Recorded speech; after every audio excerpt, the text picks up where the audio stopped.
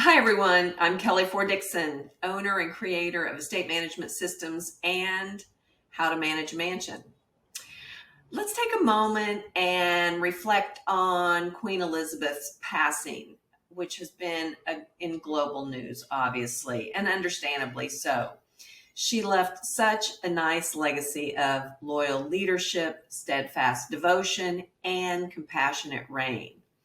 She also left behind a very long list of staff who devoted their life to her service. I've been completely touched by the outreach of social media posts with the sentiment of how they loved serving her. And it's so refreshing, and it sheds a positive light on the often oppressed industry of serving wealthy people. It's no secret that the palace staff works very long hours and is held to the very highest standards of service expectation. However, those grieving social media posts painted a picture of adoration and a sense of pride for serving someone who was worthy of their service and their sacrifices. It was very uplifting to read those tributes. So here's a fun fact about royal life. It is reported that the royal household employs 1,200 people. I wasn't so shocked by the number of staff, but some of the truly fascinating roles caught my attention. Positions like, and this is my title, shoe breaker in. This is a person who wears Queen Elizabeth's new shoes so that the Queen never has to wear uncomfortable footwear. She also employs 24 staffers as royal watermen who, in theory, row a royal barge when she's on board. However, there are no royal barges being manned these days, so it's purely a ceremonial role. There's even a royal astronomer, and he's charged with drawing up maps of the heavens with enough accuracy for reliable navigation. I'm just wondering if he's ever been introduced to Google Maps. So while it's inspiring to see the diversity of the roles that the palace employs and the people, but I can't help but see it in very sharp contrast to what happens here in the United States, specifically with our hybrid roles. So let's reflect on my blog post and YouTube video from last week. I was talking about hybrid roles and how unsustainable they truly are, and really how dysfunctional it makes our industry as a whole. We discussed increasing trends of hybrid roles in private service and how these positions are unsustainable for both the staff member and the principal while serving no one long term. I had a number of readers and watchers reach out to me stating their disdain for these types of roles, full of these unrealistic expectations. Yet everyone was in complete agreement that publicly expressing their concerns for these roles would likely get either the staff member fired or the candidate disqualified for future roles. So, although most seasoned estate managers have the skill set and the experience to perform a broad range of services, including almost every aspect of luxury home management and care, they cannot do all of these jobs effectively, spontaneously. They might have the skill set, but they need the right resources to truly make magic happen.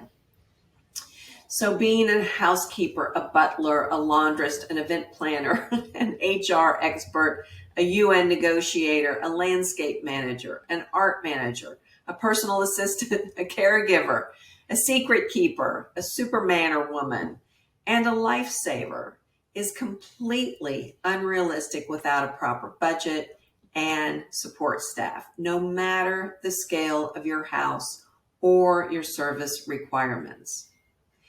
I believe that if a homeowner isn't willing to hire proper staff and to provide adequate funding to help an estate manager succeed, they should contract with a luxury property management company. Do you agree? And I always get a really hard, good laugh when I read that hospitality schools and recruiters base the number of necessary household staffing needs on the house's square footage calculations. Because I've seen 2,000 square foot houses that are as high maintenance as some of the 12,000 square foot houses that I've managed. In reality, it comes down to household content, the level of service, and the principal's expectations, not the square footage. I recently visited a property with 45 motor vehicles, with only 2 staff members to drive, clean, and maintain these. And the staff's biggest fear was that someone would jump on a high-performance motorcycle that hadn't been driven in months, only to find out that the fuel tank had a little bit of condensation in it and maybe a mouse had chewed through the supply line. Often these very subtle red flags are overlooked until someone is stranded on the side of the highway, and then heads roll and well-meaning staff get accused of not doing their jobs properly. So let's look at proper staffing. One of the first things I do when I visit a property, aside from completing a full photo inventory of all the contents, is to interview the existing staff. We discuss their job responsibilities, the most demanding challenges, and where they need a little support or additional training related to their roles and responsibilities.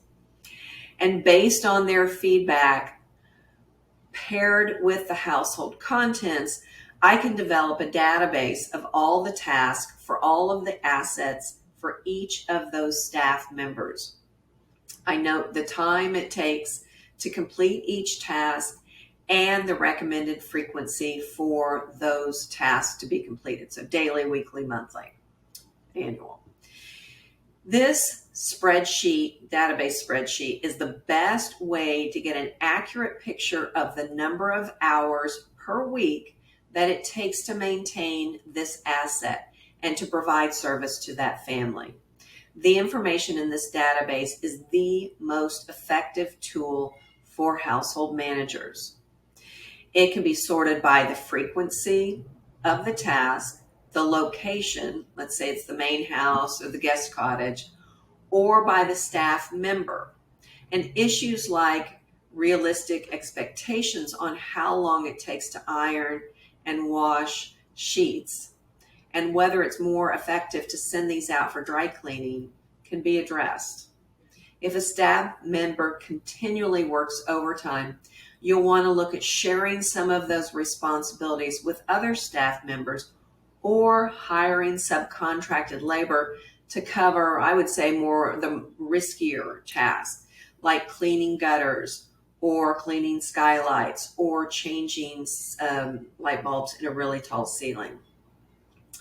This information is also critical to building your 12-month maintenance calendar, with absolutely every aspect of maintenance proactively scheduled.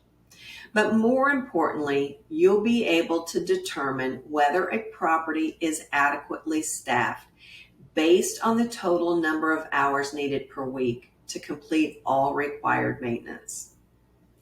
So I'm going to provide this to you today, this Excel spreadsheet that I use, so that you can get started with your household management, task, responsibilities, and staffing.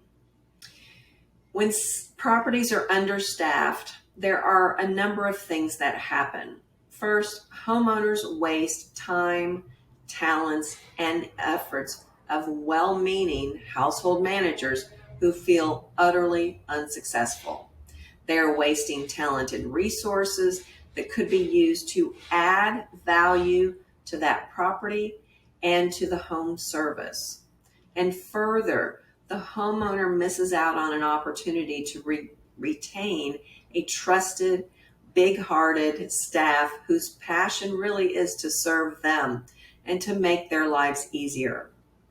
This industry is critically understaffed. It's undercommunicated and it's undersupported. And yet, at the same time, they are held to the highest standards of service expectations. Even though here in the US, we don't serve the Queen, we all would like to work for a family who is doing good in the world. So in turn, we feel that we are a part of something greater. Thank you for listening. If you like this content, please give me a thumbs up and subscribe here to the YouTube channel, and share this content with others in private service so we can build a large community to support each other. Thank you.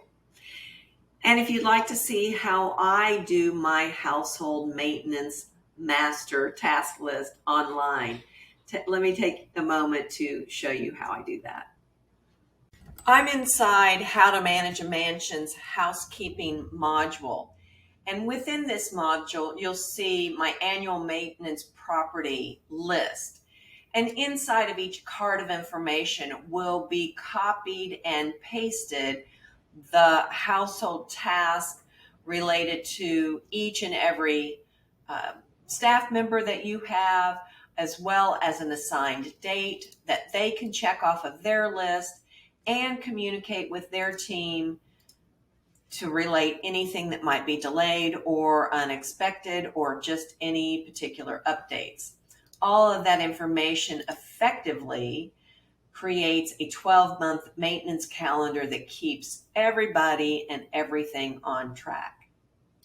If you'd like more information about the housekeeping module or any of our other luxury property management modules on How to Manage a Mansion, go to howtomanageamansion.com.